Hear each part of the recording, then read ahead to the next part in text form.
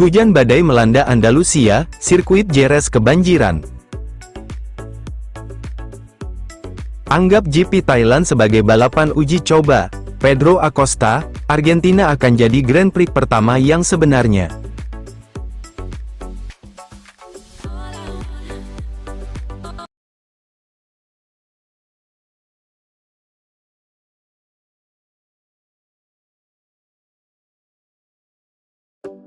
Hujan badai melanda Andalusia, sirkuit Jerez kebanjiran.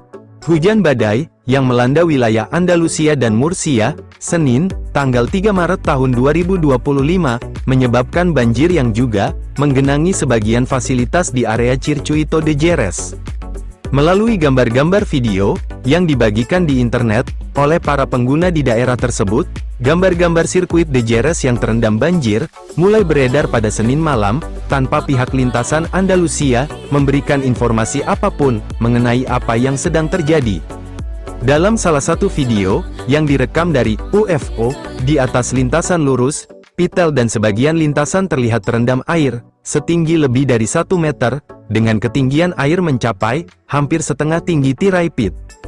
Pada gambar lainnya, air terlihat menyeberang dari pit lane ke paddock, melalui gorong-gorong yang melintasi bangunan garasi. Ada juga gambar area jalan raya, dengan sebuah mobil van yang lebih dari separuh sasisnya terendam air.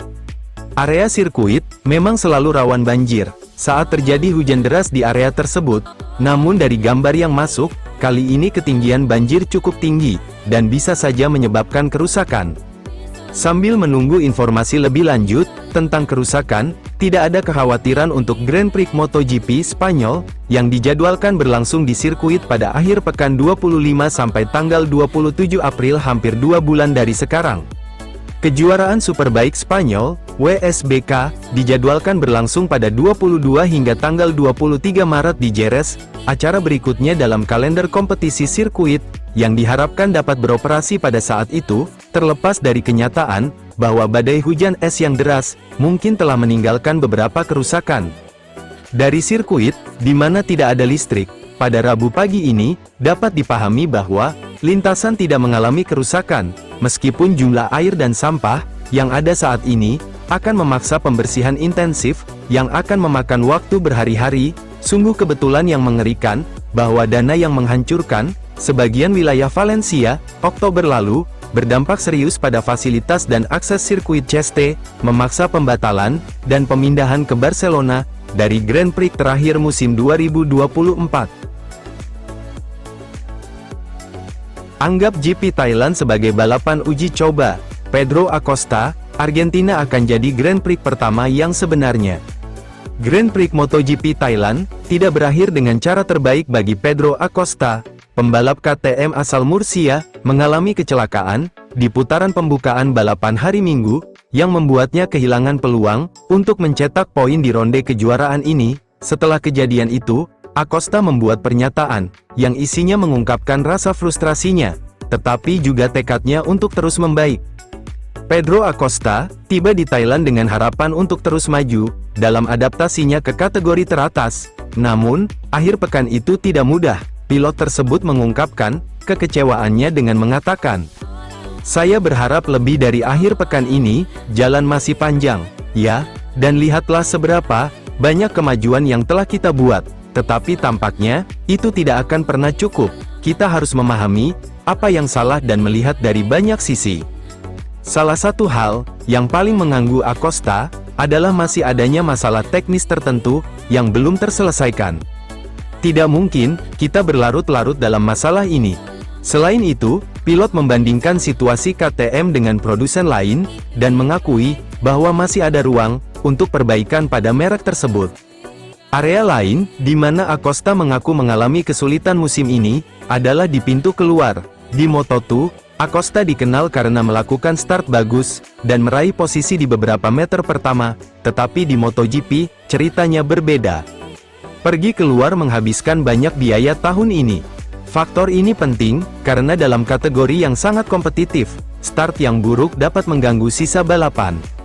Meski ada masalah di Thailand, Acosta tidak mempermasalahkan situasi tersebut, dan menatap tantangan berikutnya, Grand Prix Argentina, menurut pilot, musim sebenarnya akan dimulai di sana. Tidak perlu dibesar-besarkan, Argentina akan menjadi GP sungguhan pertama. Ini bukan awal yang terbaik, tetapi kita harus santai saja.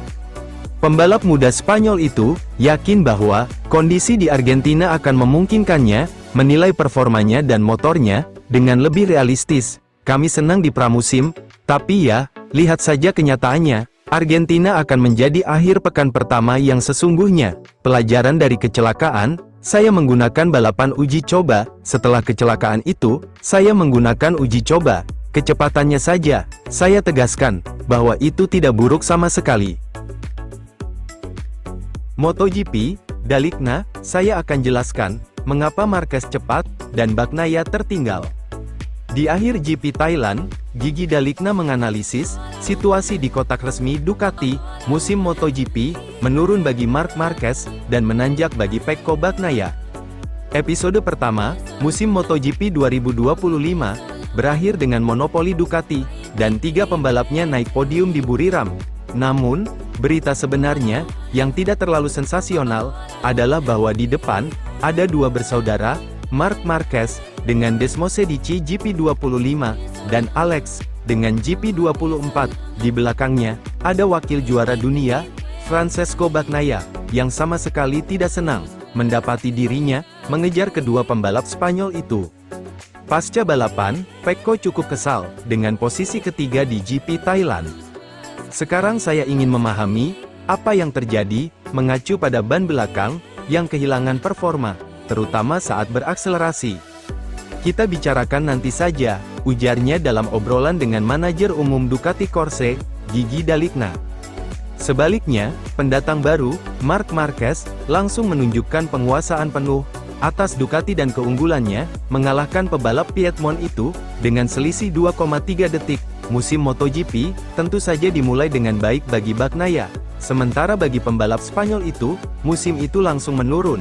Memang belum saatnya terjadi ketegangan di pit, tetapi sudah pasti ada perasaan tidak enak di sudut Pecco. Dalikna menganalisis GP Thailand di Sky Sport MotoGP. Marc menjalani akhir pekan yang sempurna, begitu pula Pecco. Kejuaraan dunia tidak seperti lari 100 meter, yang penting adalah mencapai akhir lomba dan memenangkan kejuaraan dengan baik, dan kemudian mampu bersaing. Tahun lalu mengajarkan saya bahwa hasil lebih penting daripada kemenangan. Mereka berdua menjalani balapan dengan cerdas, dan saya berharap mereka berdua akan berjuang untuk meraih gelar pada akhir tahun. Tentu saja, ban yang dipadukan dengan suhu aspal memainkan peran kunci dalam kemenangan. Tekanan meningkat selama balapan, sedikit kurang dari yang kami harapkan. Kami memiliki sistem untuk menyarankan kepada pembalap perilaku apa yang harus diambil di atas motor, untuk mencoba mengelola semua kemungkinan yang dapat terjadi dalam balapan yang rumit seperti ini. Marc tentu memiliki beberapa ruang gerak, menjalani seluruh balapan.